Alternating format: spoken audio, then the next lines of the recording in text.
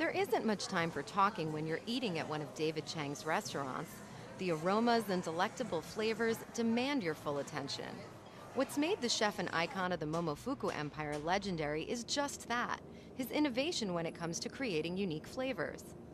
But while Chang's team spend a lot of time whipping up new items in their test kitchen, they don't go it alone. They turn to Rachel Dutton, a Harvard University microbiologist and consultant to some of today's top chefs.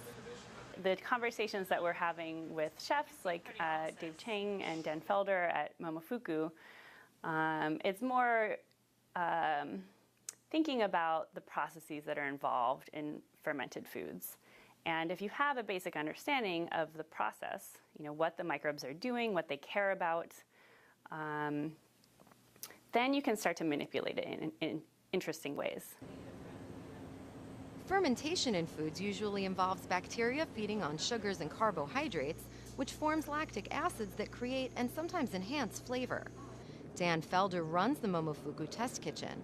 He has been fermenting vinegars and sauces for years, but says that thanks to Dutton, he now has a better handle on how these processes work on a microbial level.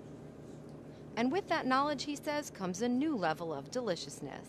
The latest, pistachio miso, cashew tamari, and this cheese-like creation made of smoked soybeans. Felder says the possibilities are endless. For us, you know, we don't have necessarily the ability to grow food here, but we want to make food that's representative of like kind of where we are and who we are. When the test kitchen produces an item, Felder brings Dutton a sample. Dutton analyzes it and takes a fingerprint of each organism in the tasty concoction. The microbes are completely transforming food. And in the process of growing on the food, they're eating the food. They're making a living off of it.